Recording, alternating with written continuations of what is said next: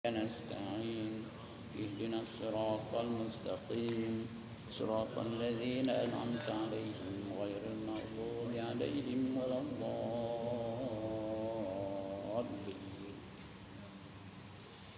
الحمد لله الذي أحيانا بعدما أماتنا وإليه النشور، والصلاة والسلام على أشرف الأنبياء والمرسلين وعلى آله وصحبه أجمعين.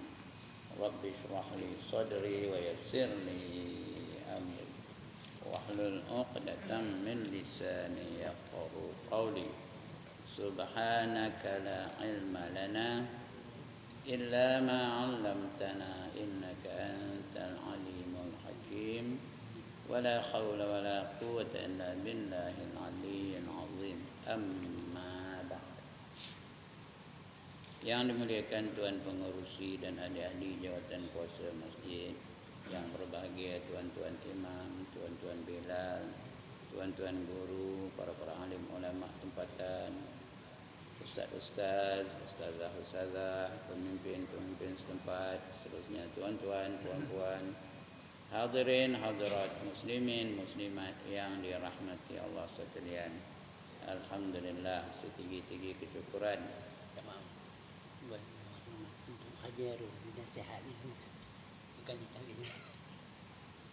Syukur kita kepada Allah Subhanahu wa taala karena kita pagi ini dihidupkan kembali oleh Allah taala setelah dimatikannya seketika. Mudah-mudahan kita akan dapat menyambung kehidupan kita ini dengan tunduk dan patuh kepada Allah Subhanahu wa taala. Dapat kita mengerjakan apa yang diperintahkan olehnya dan meninggalkan apa yang dilarangkan olehnya. Supaya saki baki umur kita ini benar-benar kita menjadi orang-orang yang bertakwa. Supaya kita benar-benar dapat bekalan yang dikehendaki oleh Allah. Sebab Allah berfirman, "Wa tazawwadu fa inna khairaz zadit taqwa." Dan carilah kamu akan bekalan, maka sebaik-baik bekalan yang kamu nak cari itu ialah sifat takwa. Bila takwa baru ada jaminan dari Allah Subhanahu wa taala di dunia dan juga di akhirat. Di dunia pun dijamin keselamatan, di akhirat pun dijamin juga. Allah dah janji. Di dunia pun apa kata Allah? Wallahu waliyul muttaqin. Allah menjadi pembela kepada orang-orang yang bertakwa. Di akhirat pun Allah jamin juga. Innal muttaqina fi maqamin amin. Kata Allah, sesungguhnya orang-orang yang bertakwa itu sentiasa di dalam keadaan yang aman, selamat. Fi jannatin wa uyun. Mereka berada dalam syurga yang terdapat air yang berpancutan. Ada air pancut di syurga, tahu? Fountain. Itu jaminan dari Allah Taala untuk orang bertakwa saja. Jadi paling common, paling kudi, paling corot, kita mesti menjadi orang yang bertakwa. Barulah dijamin keselamatan kita di dunia dan di akhirat. Baik tuan-tuan dan puan, pagi ini kita sambung lagi pembacaan kita. Kalau tak salah saya muka surat 160. Betul? 160. Kita tajuk baru pagi ini. Ya. Al-babus samin fil muraqabati wal muhasabati. Artinya bermula bab yang ke-8 pada menyatakan muraqabah dan muhasabah. Ini dua istilah ni mesti kita faham betul-betul apa dikehendaki daripada kedua istilah ni. Satu namanya muraqabah, lagi satu namanya muhasabah. Bermula makna muraqabah pada asalnya itu iaitu mengintai. Tahu mengintai? Mengintai, mencari-cari. Orang selalu mengintai celah lubang. Ini cari betul-betul atau mengintai-intai. Mengintai-intai akan sesuatu yang dikehendaki. Kita nak apa? Hari ini apa nak buat? Apa kebaikan yang boleh kita terima untuk hari ini? Itu namanya muraqabah. Dalam bahasa Inggerisnya, you plan your activities for the day. Rancang kehidupan kita untuk hari ini. Itu namanya muraqabah, mengintai-intai kebaikan. Mana nak pergi pagi ni? Ada orang kahwin ke nak kita ziarah? Dia pada tempat majlis orang kahwin tu ada maksiat ke tak? Itu namanya muraqabah. Cek betul-betul dulu. Siapa orang sakit yang kita nak ziarah? Ada tak orang mati yang kita nak selenggarakan? Ada tak majlis ilmu yang kita nak pergi? Pagi-pagi ni, kejap ni. Itu namanya muraqabah. Cek dulu apa aktiviti yang nak kita lakukan untuk hari ini. Sentiasa menilik akan dia dengan dia mata hatinya, dengan mata kepala dan juga mata hati. Bukan mata hati aja, mata kepala pun, mata hati pun gitu juga. Nak dicek betul-betul. Dan mengingatkan dia supaya jangan lepas daripadanya. Jangan lepas kebaikan-kebaikan itu, jangan lepas. Kita kena ambil peluang. Jangan lepas daripada kebaikan yang kita akan lalui nanti itu. Dan murad dengan muraqabah di sini, murad itu yang dikehendaki atau yang dimaksudkan, yang dikatakan muraqabah itu apa? Itu namanya murad. Murad itu bukan nama orang ya. Di sini iaitu mengintai seorang di dalam waktu, tiap-tiap waktu dan setiap ketika dan tiap-tiap ketika akan kelakuan di dalam berbuat ibadat. Semua kita ni nak jadikan ibadah kepada Allah Subhanahu wa taala. Semua kita nak jadikan sumber pahala untuk kita. Kerana kita dijadikan Allah semata-mata untuk beribadah kepada-Nya. Kita dah hafal ayat ni ya, wa ma khalaqatul jinna wal insa illa liya'budun. Dan tidak aku jadikan jin dan manusia melainkan semata-mata untuk menjadi hamba-hambaku, untuk beribadah kepada aku. Jadi apa saja kita buat mesti di atas konsep beribadah kepada Allah Subhanahu wa taala. Apa saja, whatever you do, mesti in the concept of worshipping God. Apa saja, nguap beribadah, bersin beribadah, beribadah, mamam beribadah, apa lagi? Berjalan beribadah, membaca beribadah, jumpa kawan beribadah, bersembang beribadah, apa saja, whatever. Mesti kita jadikan ibadah kepada Allah Ta'ala. Kerana kita ni Allah jadikan untuk menjadi hamba-hambanya. Sebab itu kita kalau orang panggil kita hamba Allah, kita tak ada marah. Ada orang marah dah panggil hamba Allah. Mikir ni hamba Allah lah. Ada nak nombor saya tak? Ada rasa nak nombor tak? Kalau dekat dengan kedai kopi apa kata? Ustaz mau kita minum? Pasal kita memang suka untuk menjadi hamba Allah. Allah pun jadikan kita ni sebagai hamba dia. Jadi setuju dengan apa yang Allah kehendaki dan dengan fitrah manusia semula jadinya. Dia setuju nak jadi hamba Allah. Walaupun orang tu tak pernah sembahyang, tapi kalau kita kata dia hamba Allah, marah ke tak? Tak marah, seronok dia. Padahal hamba ni, tuan-tuan, hamba ni mulia ke hina? Hina, tapi kalau jadi hamba Allah kita tak marah. Kerana kita memang Allah jadikan hambanya. Walaupun tak pernah sembahyang, walaupun tak pernah menutup aurat, walaupun kerja je mencuri je kerjanya, merompak je kerjanya, tapi orang itu pun kalau kita panggil hamba Allah, dia tak marah, sejuk hatinya. Tapi coba kalau kita panggil dia hamba dunia, macam? Orang panggil kita hamba dunia macam? Lempang baginya. Kalau kita tak suka jadi hamba dunia. Walaupun dari segi praktikalnya, dia memang sebetul-betul seolah-olah menjadi hamba dunia. Semayang tidak, puasa Ramadan tidak, nutup aurat tidak, nipu orang ada, hutang tak bayar, hamba dunia lah. Tak asalkan dapat dunia, tak kira rasuah ambil, zalim pun buat juga untuk menjadi hamba dunia. Janji dapat je, tak kira halal haram. Orang kopi tu pun kalau kita kata dia hamba dunia, marahnya nampur mau ya, mikir ni hamba dunia, pang tampurnya. Inilah Jadi sebab itu kita muraqabah tu mengintai-ngintai kebaikan supaya apa saja yang kita buat jadi ibadah kepada Allah Subhanahu wa taala. Iaitu mengintai seorang dalam waktu, setiap waktu betul ya, dan tiap-tiap ketika akan kelakuan di dalam berbuat ibadah akan Allah Taala. Yani menilik akan diri dia, menilik akan diri tiap-tiap waktu, dan supaya jangan sunyi segala waktu itu daripada berbuat ibadah, sama ada ia ibadah yang zahir atau ibadah yang batin. Sama ada ibadah yang zahir seperti sembahyang, puasa, zakat, haji, baca Quran, wirid, zikir, tahmid, tahlil dan sebagainya, itu ibadah yang zahir. maupun ibadah yang batin, ibadah hati. Hatinya itu sentiasa taubat, hatinya itu sentiasa ingat Allah, hatinya itu sentiasa zuhud, hatinya itu sentiasa tawakal, ya, hati itu sentiasa sabar dan sebagainya. Ibadah itu ada dua, satu ibadah zahir, satu ibadah batin. Kedua-duanya dia dilaksanakan dalam hidup dia. Kemudian tiap-tiap masa supaya bersungguh-sungguh ia mengerjakan ibadah yang zahir maupun ibadah yang batin. Sama ada ibadah zahir ataupun yang batin.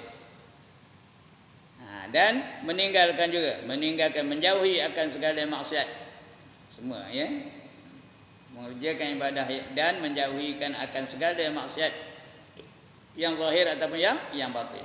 Maksiat pun ada yang zahir, ada yang batin. Yang zahir apa? Maksiat yang zahir apa? Seperti mencuri, merompak, minum arak, berjudi, ambil nombor ekor, tambah hari nariahan ambil nombor ekor je. Itu maksiat yang zahir, nampak di kita. Maksiat batin apa? Saya ngajar ni ada tak maksiat batin? Kalau tak jaga betul-betul, ada lah. Ada ujub. Ada tak? Tuan-tuan mana tahu, saya tahulah. Ada ujub dalam diri saya ni. Tengah ngajar tu, handai kamu ni, ya, kata bisik di telinga. Haji, ya, aku ni handai sekali. Ustaz Mastur pun tak ada apa aku lah. Udah, itu bukan ujub lagi dah. Itu dah tak kabur. Bila banding dengan Ustaz Mastur, itu bukan ujub lagi. Ujub tu di seorang tu. Handai kamu ni, ya, itu ujub lagi. Terror kamu ni, ujub lagi. Lagi kuat kamu ni, rajin kamu ni, itu ujub. Tapi bila dibandingkan dengan orang, dah jadi apa? Tak kabur jadinya. Handai aku daripada Ustaz Mastur. Coba. Itu tak boleh namanya. Dan sebagainya. Itu maksiat apa? Maksiat batin. Ujub, riak, takabur, hasad, dengki, semua maksiat batin. Ya? Lagi apa? Gila dunia, gila pangkat, gila puji, sum'ah, kedengar-dengar. Itu maksiat yang batin. Dijauhi dengan maksiat-maksiat yang batin itu. Dan makna muhasabah itu iaitu mengadu-ngadukan kelakuan dirinya. Dia ngadu kelakuan diri itu kepada Allah. Ya. Yang telah lalu pada akhir tiap-tiap hari. Sebab itu nak tidur tu tuan-tuan dan perempuan jangan terus bom aja. Ya, duduk dulu menungkan what did you do during the day. Hari ni apa buat? Pergi ke mana? Jumpa dengan siapa? Apa tajuk perbincangannya? Apa kamu buat? Itu namanya apa? Muhasabah. Cek diri dulu. Kalau ada dosa, minta ampun dengan Allah Ta'ala. Kalau ada dosa dengan Allah lah. Tapi kalau ada dosa dengan manusia, minta ampun dengan manusia. Telefon lah. Minta maaf lah mak, ya saya tadi ngata mikir anu. Lantaknya dia ngetua seorang di rumah dia. Bukan dekat dengan kita. Dia ngetua maaf. Ampun ya, aku ngata mikir yang ini. Ampun ya. Betul marah. Lantak udah itu. Itu namanya muhasabah. Cek diri kita dulu. Ini yang payah ni. Kena kabur kan? Apa yang kita ngumpat dia tu kena kabur kan? Itu namanya muhasabah. Jadi bila kita di akhirat nanti, tak ada lagi dah cek, kerana kita dah cek diri kita. Dosa-dosa kita semua dah kita minta ampun dengan Allah SWT. Begitu juga dengan manusia, kita dah minta ampun dengan dia. Itu muhasabah. Cek sebelum tidur. Tiap-tiap malam. Bila kita cek sebelum tidur tu, barulah lepas kita daripada dosa-dosa yang zahir dan juga dosa-dosa yang batin. Tiap-tiap yang telah lalu pada akhir tiap-tiap hari itu, supaya ia lepas daripada hisab di dalam akhirat, atau jadi sedikit hisabnya. Kalau tak lepas daripada hisab tu, sekurang-kurangnya sikit hisabnya, tak ada banyak benar ya.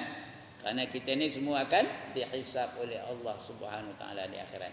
Summa latus'alunna yauma idzin 'anin na'im. Kemudian kamu akan ditanya. Setiap nikmat yang kamu terima di atas dunia ini akan ditanya oleh Allah Subhanahu Wa Taala.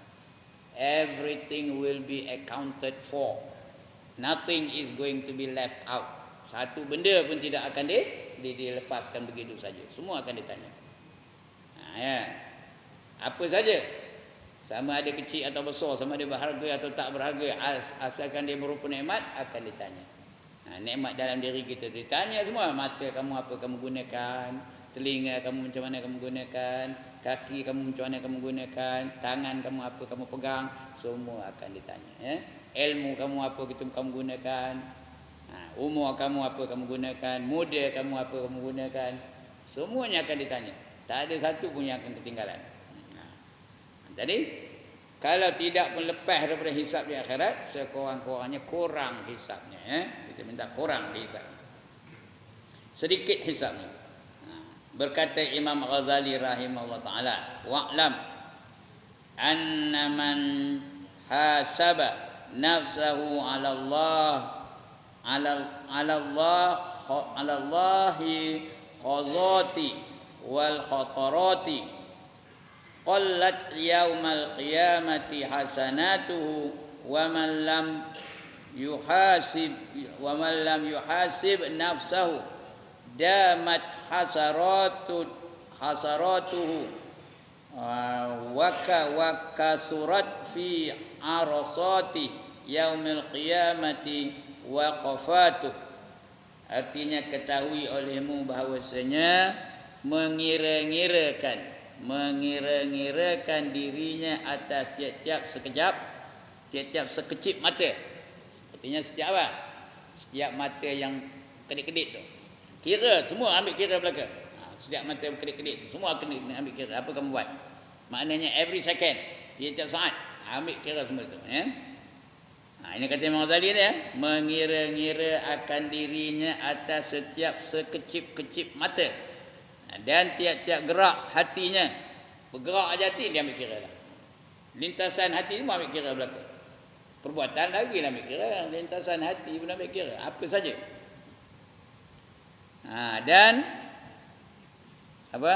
Dan tiap-tiap ketika nescaya sedikit di dalam hari kiamat itu hisabnya.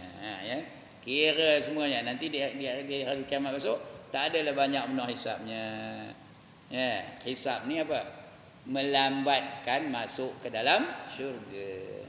Sebab itu sahabat-sahabat dulu tak hendak kena hisab. Mereka nak masuk syurga bighairi hisab. Kita ni banyak dah dihisab agaknya. Banyak dah kena hisab. Tokah ada 2-3, rumah ada sana sini, ada homestay pun ada, di Kamera Highland ada homestay. Lagi tu rumah, betul? Tanah ada berapa?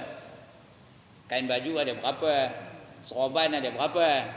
Pakai ke tak? Kenapa tak pakai? Suruh tanya belaka tu, ya. Lagi apa? Jubah ada berapa? Semua akan dicek oleh Allah Subhanahu Wa Taala, ya. Yang kecil-kecil pun akan dicek, yang besar lagi dah dicek, ya. Nescaya sedikit di dalam hari kiamat itu hisabnya, kerana dia kembali kepada Allah, tidak banyak meninggalkan harta benda. Itu sebab orang kaya yang bertakwa, tuan-tuan dan puan-puan, orang kaya yang bertakwa dibandingkan dengan orang miskin yang bertakwa, dua-dua takwa. Dulu orang miskin tu masuk syurga daripada orang kaya tu 500 tahun jaraknya. 500 tahun dulu orang miskin tu masuk ke dalam syurga. Dua-dua takwa tu. Orang kaya tu pun takwa, orang miskin tu pun bertakwa. Sebab itu sahabat-sahabat dulu nak miskin, tak nak kaya. Nabi pun berdoa nak jadi miskin, tapi tak ada siapa yang nak mengamalkannya. Saya pun tidak mengamalkannya. Nabi ada nak berdoa nak miskin? Ada. Allahumma ahyini miskina wa amitni miskina wahsyurni fi zumratil masakin. Ya Allah, hidupkanlah aku dalam keadaan miskin, matikanlah aku dalam keadaan miskin, dan himpunkanlah aku di hari kiamat bersama-sama dengan orang miskin. Itu doa Nabi. Tadi tak ada siapa yang apa? Yang mengamalkannya. Kalau saya membaca kejap ni, Allahumma ahyina miskina, tak ada siapa nak ngamin ni pun. Ada orang nak ngamin kan? Sebuah lah. Pasal apa? Pasal kita hendak kaya. Kalau kita banyak kata, nanti hisapnya lama. Halaluha hisabun, kata Nabi. Kata kamu yang halal itu akan dihisab. Wa haramuha iqabun. Kalau harta kamu tu haram, akan disiksa. Kamu bukan kata disiksa, kamu akan disiksa oleh Allah. Jadi sebab itu orang dulu-dulu sahabat Nabi dan para sahabat mereka hendak jadi miskin, tak hendak meninggalkan harta. Itu sebab Nabi Muhammad sallallahu alaihi wasallam wafat ketika baju besinya masih tergadai kepada seorang Yahudi. Ada Nabi itu meninggalkan banglo. Ada yang meninggalkan kondominium. Ada dia meninggalkan apa? Rumah teres ada. Ada yang meninggalkan toko, ada yang meninggalkan kuda, ada? Tak ada, apa pun tak ada. Baju besinya pun tergadai kepada orang-orang Yahudi ketika dia wafat. Itu dia. Jadi kita ni biar hisab, cek. Nescaya kekal menyesalnya kalau tak dibuatnya, tidak dimuhasabah dirinya. Ya. Barang siapa tiada mengira-ngirakan dirinya di dalam dunia, nescaya kekal menyesalnya akan dirinya di akhirat esok menyesal. Kekal itu menyesal, tak sudah-sudah. Menyesal akan dirinya. Dan di dalam padang mahsyar, pada hari kiamat itu, banyak berhenti-henti. Ngapa berhenti-henti? Ngapa banyak berhenti-henti? Kerana banyak benar ceknya, roadblocknya banyak benar. Dia nak menuju ke syurga tu banyak benar roadblocknya. Banyak apa? Berhenti-henti. Dan lagi kata Imam Al-Ghazali rahimahullahu taala, "I'lam annal imana bil hisabi yaumal ardil akbari yujibu ta'ajjulal muhasabati wal isti'dadilah." Artinya ketahui olehmu bahwasanya percaya dengan hisab pada hari kiamat. Pada hari kiamat tempat didatangkan segala suratannya. Percaya bahawa nanti di hari kiamat kita akan didapat suratan amal kita. Didatangkan suratannya, mewajibkan ia akan menyegerakan akan hisab di dalam dunia. Kalau kita tahu nanti kita akan dapat suratan di akhirat besok, kita hendak suratan tu dari tangan kanan ke tangan kiri ke dari belakang. Hendak dari mana? Dari tangan kanan. Jadi akan segera kita tu, segera kita menghisap diri kita tu, mewajibkan ia akan menyegerakan hisap di dalam dunia. Supaya nanti bila dicek tak ada apa tinggal. Dan melazimkan ia kepada mensediakan menghisap itu di dalam dunia. Kerana dia tak nak dihisap di akhirat, dia hendak hisap di dunia. Dia hisap dirinya dulu di dunia. Dan lagi sabda Nabi sallallahu alaihi wasallam, hasibu anfusakum qabla an tuhasabu. Qabla an tuhasabu. Hasibu anfusakum qabla an tuhasabu. Artinya hisab olehmu akan segala diri kamu itu. Di dalam dunia itu dahulu daripada bahawa dihisap akan dikau di dalam hari kiamat. Hisap dulu. Ada yang mengatakan itu bukan hadis, ada yang mengatakan itu kata-kata dari Sayyidina Umar.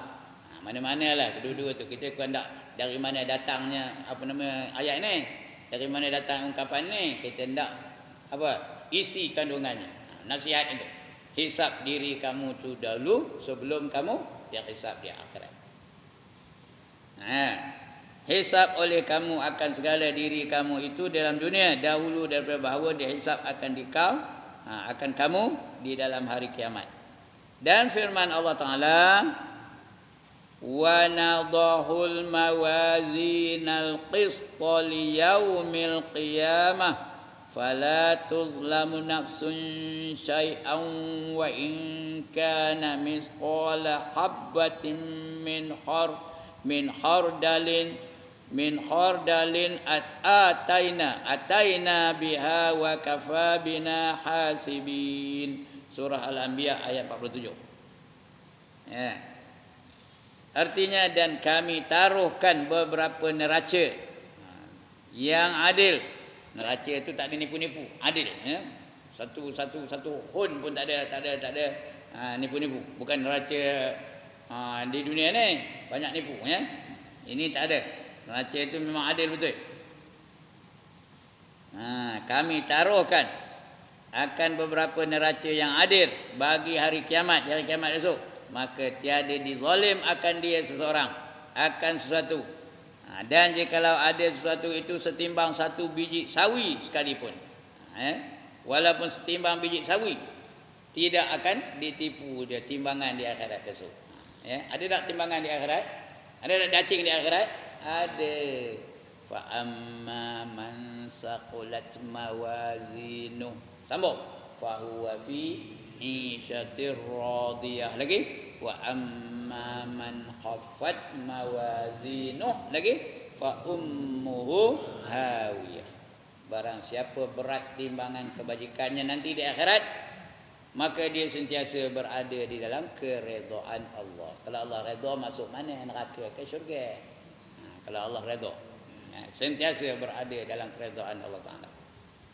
Wa amma man khaffat mawazinuh, barang siapa ringan timbangan kebajikannya, ringan benar kebajikan dia. Pahala puasanya tak ada, pahala sembahyangnya tak ada. Kalau ada pun 2 kali setahun aja. Itu pun kerana nak nunjuk baju Melayu baru. 2 kali setahun aja.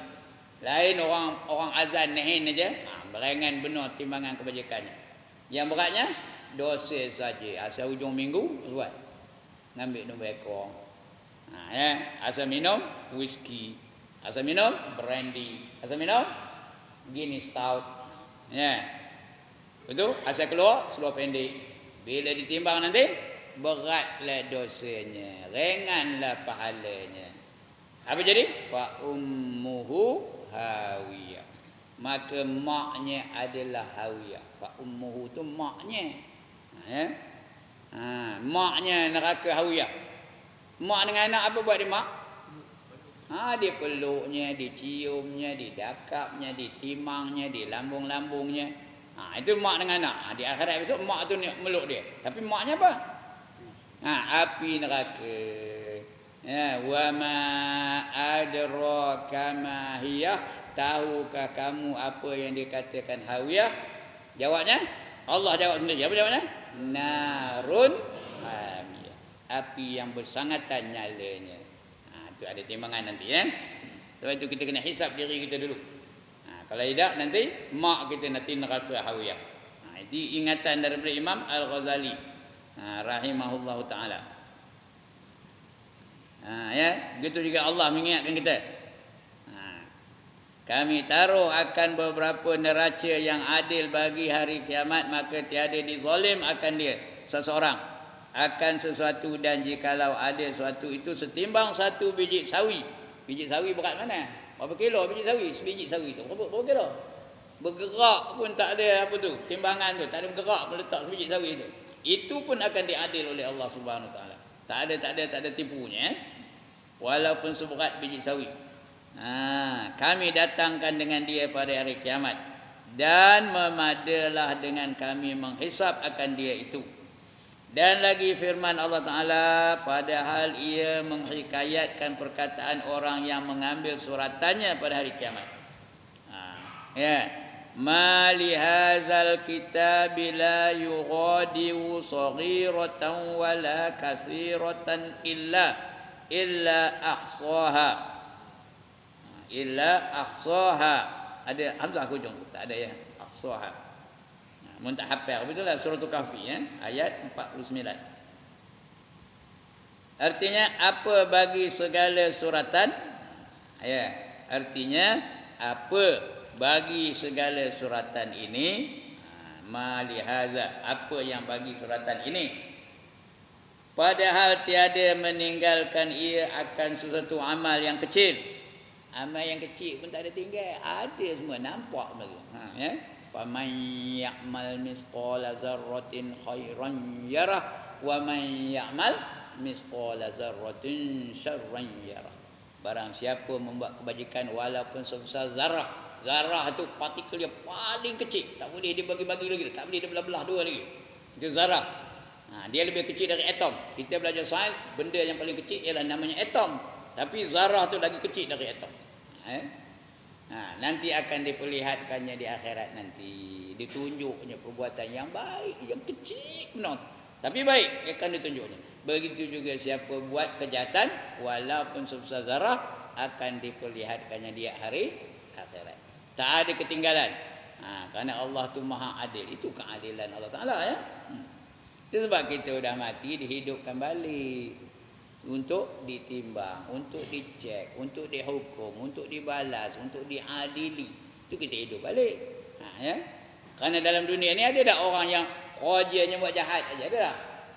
Merompak lah dia, berjudi lah dia, berzina lah dia, merogol lah dia, membunuh lah dia. Buat jahat aja. Kalau dia mati terus saja, maknanya lepas sajalah dia. Ya, tak ada dipertimbangkan, tak ada diadili, lepas gitu ajalah. Ya. Begitu juga ada orang dalam dunia ni buat baik aja, tak pernah buat jahat, dia nolong orang aja, ya. Tak ada pernah buat maksiat, tak ada pernah ngacau orang, tak pernah melukakan hati orang. Kalau dia mati terus, ya macam. Penat ajalah dia buat baik dalam dunia ni, tidak dibalas. Sebab itu dihidup kembali. Bila dihidup, diberi ganjaran daripada kebaikan yang dilakukannya di dunia ini. Itu sebab kita buat baik itu dibalas dengan kebaikan. Kita buat jahat, dibalas juga dengan kejahatan. Itu sebab Allah hadirkan mati dan hidup. Allazi khalaqal mauta wal hayata liyabluwakum. Sambung. Ayyukum ahsanu amala. Dia iaitu Allah yang menjadikan mati dan hidup untuk menguji siapa di kalangan kamu yang baik amalannya. Itu dia. Ada mati, ada hidup. Sebab itu kalau kita buat maksiat, walaupun sekecil mana, akan diadili oleh Allah Ta'ala. Akan dicek. Sebab itu ada maksiat, boleh dah hapus, boleh dah hilang. Maksiat boleh hilang tak? Macam mana boleh hilang? Dengan kita bertaubat kepada Allah Subhanahu wa Ta'ala. Bila kita taubat, maksiat tu di-delete. Tahu delete? Dia minta di komputer ke rumah. Delete, di-delete. Tak adalah nampak nanti. Sebab itu disuruh kita bertaubat setiap masa, setiap ketika, setiap detik, setiap turun naik nafas. Bertaubat kita kepada Allah SWT. Supaya maksiat tu tidak akan diperlihatkan oleh Allah di dalam dunia ni. Di akhirat nanti tidak diperlihatkan. Maksiat dalam dunia tu, tapi penglihatannya di akhirat nanti. Mana kedainya? Ya. Artinya apa bagi segala suratan padahal tiada meninggalkan ia akan suatu amal yang kecil dan tiada ia meninggalkan suatu yang besar. Tak ada, kecil pun tak tinggal, besar pun tak tinggal. Melainkan membilang ia akan dia. Dan lagi firman Allah Ta'ala, wa'lamu annallaha ya'lamu ma fi anfusikum fahzaruh. Surah Al-Baqarah ayat 235. Dan ketahui olehmu bahawasanya Allah Ta'ala itu mengetahui ya. Allah tahu aja akan barang yang di dalam diri kamu itu. Ya, maka takuti oleh kamu akan dia. Kerana Allah Ta'ala lagi menghisap di dalam hari kiamat. Semua akan dicek. Sebab itu kita kena takutkan keadaan consequences yang akan berlaku di akhirat. Ya, consequences apa ni? Balasan, akibat perbuatan kita dalam dunia ini semua akan dibalas oleh Allah di akhirat. Ya. Sebab kita kena takut kata-kata dia kata Allah dalam Quran ya. Takuti oleh kamu akan dia kerana Allah Ta'ala lagi menghisap di dalam hari kiamat. Allah akan cek nanti. Bahawa ia membanyakkan berbuat ibadat akan Allah Ta'ala. Buat segala ibadat. Ibadah ni bukannya sembahyang, puasa, zakat, haji aja. Apa pun jadi ibadah. Masuk ke masjid ni tengok ada tai cicak. Ambil apa nyapu, buang tai cicak. Ibadah lah tu. Esok akan ditunjukkan oleh Allah Subhanahu Wa Ta'ala. Ya? Nak masuk masjid ni doa. Itu ibadah lah tu. Allahumma ghafirli zunubi waftahli abwaaba rahmatik. Doa tu. Ya Allah, ampunkanlah segala dosa-dosa aku dan bukakanlah pintu-pintu rahmat bagi aku. Nak keluar kan? Nak keluar kaki mana? Nak keluar dari masjid kaki mana? Kaki kiri. Itu Itu doa lagi. Allahumma ghfirli zunubi waftah li abwaaba fadlik. Ya Allah, ampunkanlah segala dosa-dosa aku dan bukakanlah pintu-pintu apa? Pintu rezeki kamu, ya. Fadli itu keutamaan kamu, ya. Bukakan pintu-pintu rezeki kamu. Itu ibadat itu. Keluar kaki kiri itu ibadat itu. Masuk masjid ke apa? Kaki kanan ibadat itu. Betul duduk dalam ni niat apa? Niat iktikaf. Ibadat itu. Siapa belum niat iktikaf niatkan supaya dapat pahala. Berapa lama kita duduk dalam masjid ni dia dapat pahala. Ya. Itu ibadat. Bukan susah benar. Senyum tu ibadat tak? Senyum ibadat dah. Cakap yang baik-baik ibadat dah. Apa saja nak dapat pahala ni cukup senang, begitu juga nak dosa. Senang ke susah? Lagi senang nak dosa. Nak dapat pahala pun senang, nak dosa pun senang. Nak dosa tak payah bercakap dalam hati. Ada hari kebangkitan, kapio jadinya. Bukan lagi dosa, kapio jadinya. Kau orang mati boleh hidup balik, kapio. Itu kalau nak kejahatan, ya. Nak kebaikan senang juga, nak kejahatan lagi senang. Seronok pula tu. Nak kejahatan tu lagi seronok. Siapa nak neraka dia lagi seronok. Dia tak ada yang susah. Nakkan syurga kena susah sikit, kena semayang, kena bangkit subuh. Kena wirid, kena zikir, kena tunggu tu imam berdoa. Kalau tidak tak penuh pahalanya. Itu kalau nakkan kebaikan. Tapi kalau nakkan neraka cukup senang. Tak payah bangkit, tengah duduk opini pun dapat neraka. Dalam hati aja, ada kebangkitan, jadi dapat neraka. Kapio jadinya. Mana sesuai Islam dilaksanakan dalam negara majmuk seperti Malaysia, apa jadinya, kapio. Kalau kapio tak taubat, ke mana perginya? Ke dalam neraka. Ini tuan-tuan, ya. Baik. Barang yang di dalam diri kamu tu Allah tahu, ya. Wa'lamu annallaha ya'lamu ma fi anfusikum fahzaruh. Berhati-hatilah kamu, Sesungguhnya Allah mengetahui, bahwasanya Allah Ta'ala itu mengetahui akan barang yang di dalam diri kamu. Apa yang kamu fikir dalam hati semua Allah tahu. Maka takuti oleh kamu akan dia. Takuti oleh kamu akan dia. Jangan bercita-cita nak buat maksiat pun tak usah. Lebih-lebih jangan buat maksiat, cita-cita pun tak boleh.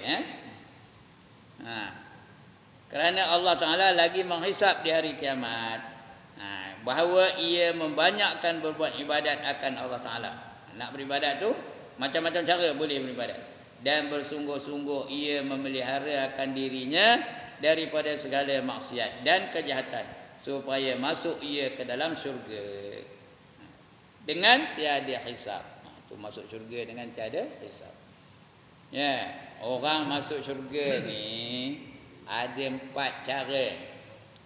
Yang pertama, masuk syurga tanpa hisab. Siapa? Ada 7 golongan masuk syurga tanpa hisab. Yang pertama, rasul-rasul. Ada? Angkat tangan. Tak ada. Ulam rasul ada? Ada tak ulam rasul? Itu ada, itu nama kedai, bukan orang. Yang kedua, nabi-nabi. Ada? Angkat tangan. Tak ada juga. Tak ada lah. Yang ketiga, wali-wali. Ada wali tak? Ya, ramai wali ni. Saya pun dah 2 kali jadi wali. Yang itu tak masuk. Itu wali apa? Wali nikah tak masuk. Yang tak ni wali Allah. Seperti Syekh Abdul Qadir Jailani, seperti Imam Syafi'i, seperti Imam Hanafi. Itu wali-wali Allah. Seperti Ibrahim pun ada tau. Ada Ibrahim jadi wali. Ibrahim apa? Ibrahim Ista. Ibrahim apa? Ibrahim bin Adham. Bukan Ibrahim Ista, ya. Itu wali-wali. Itu nombor 3. Nombor 4, sahabat-sahabat besar.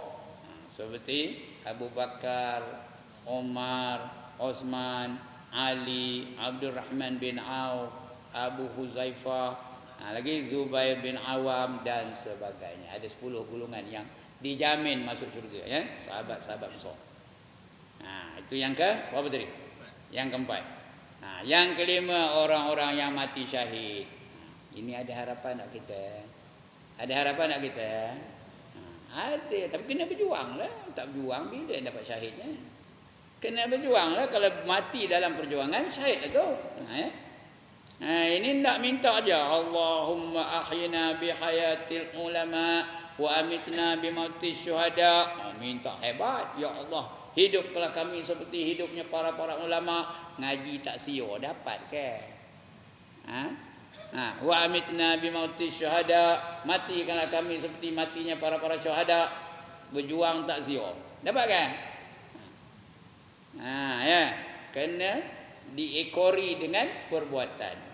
Dengan tindakan barulah mudah-mudahan dapat. Bukan mesti dapat pun.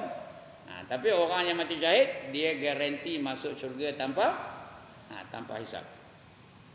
Itu yang keberapa tadi? Yang kelima. Yang keenam, orang yang sangat sabar. Itu aku lah tu ya. Aku ke sabar. Ya. Kenapa kamu menung aja orang dah azan ni? Nantilah sabar lah. Itu bukan sabar namanya. Itu apa? Itu pemalas.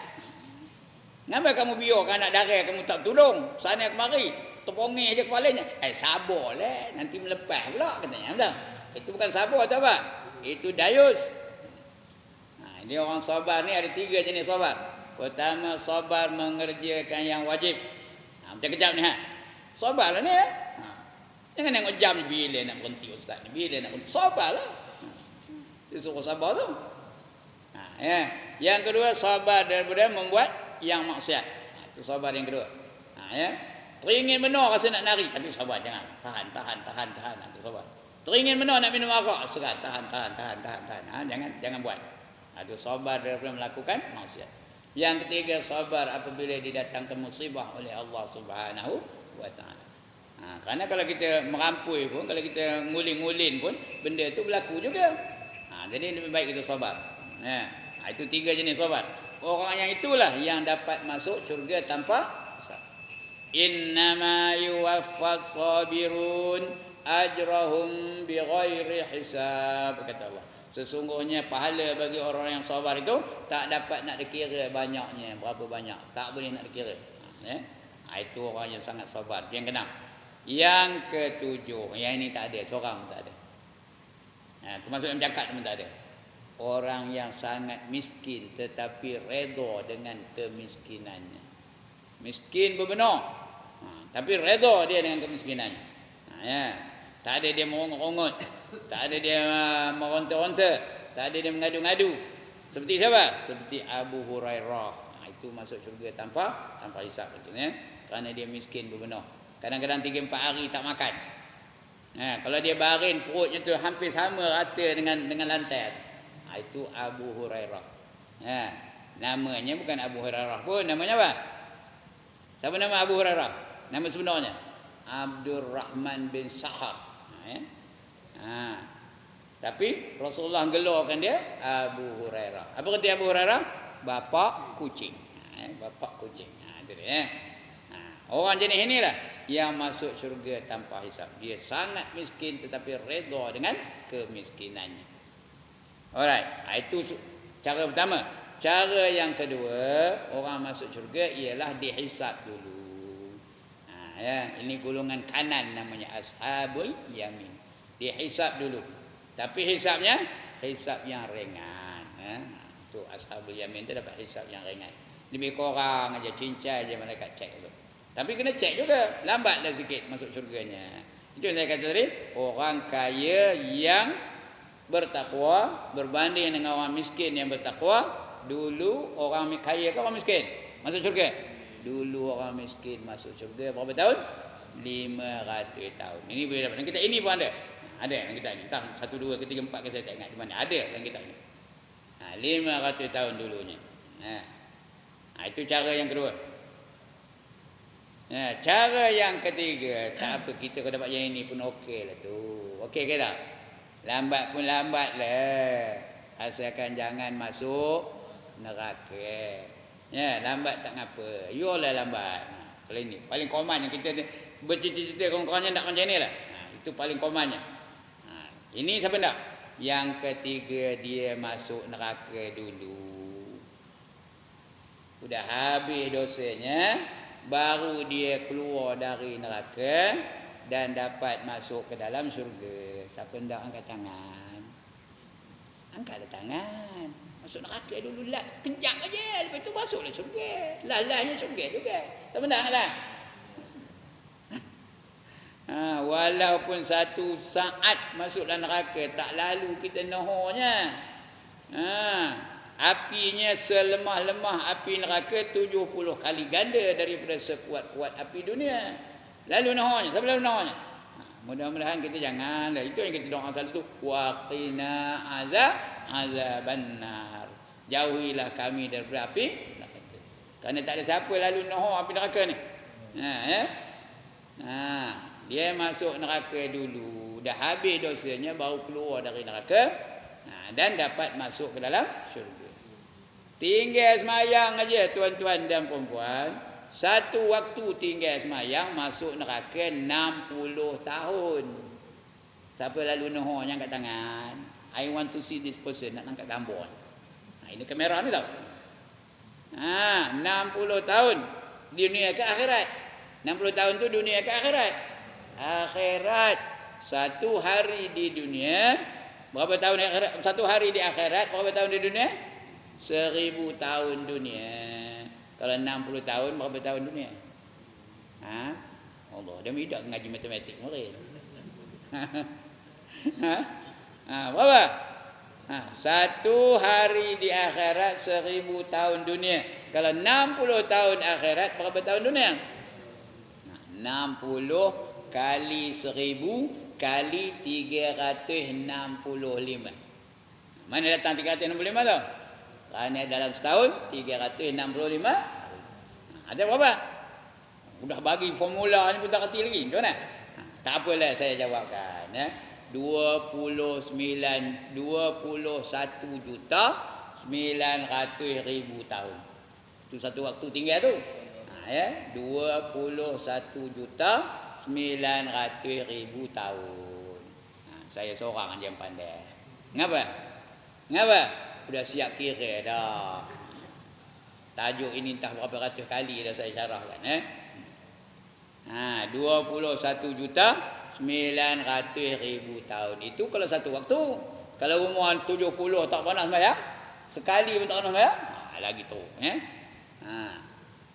Yang ramainya apa? Wanita-wanita Melayu itu cukup ramai. Kenapa? Kerana mereka berpegang pantang mesti 44 hari. Bila beranak pantang 44 hari. Kadang-kadang dah kering, sebulan dah kering dah. Tapi nunggu juga, belum ambil pantang katanya. Padahal bila dah kering tu wajib ke tak wajib sembahyang? Wajib ke tak wajib mandi? Wajib. Bermakna kalau 30 hari dia dah kering, nak nunggu 44 hari juga, berapa hari dia tinggal sembahyang? Berapa hari tinggal sembahyang? 14 hari. Kalau sehari 5 kali, berapa kali? 70 kali tinggal sembahyang. Dengan sengaja tu. Dengan sengaja 70 kali. Itu kalau anak seorang. Kalau anak 28, berapa? Itu dia ya. Jadi kalau ada lah orang balik-balik tabiur tu yang kopi tu, apa buat? Qada balik sembahyang yang tinggal dulu ya. Kalau ada. Di mana-mana pun saya ngajar punya itulah, lantak marah-marah nak buatnya. Kerana orang Melayu ni dia berpegang pantang mesti apa? 44 hari kan ya. Kadang-kadang tak sedar tu. Kadang-kadang ustazah pun ada kopi tu. Bukan ustazah ini ya, ustazah tempat lain. Itulah. Itu ya. Itu neraka. Yang ketiga, masuk neraka dulu.